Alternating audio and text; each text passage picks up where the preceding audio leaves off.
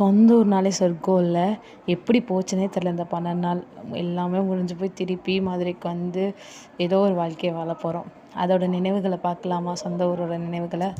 ஊரோடு சேர்ந்தே வாழாத வாழ்விங்கு வாழ்வேனோ, நீரோடு சேர்ந்தே போகாத நீர் குமிழினா.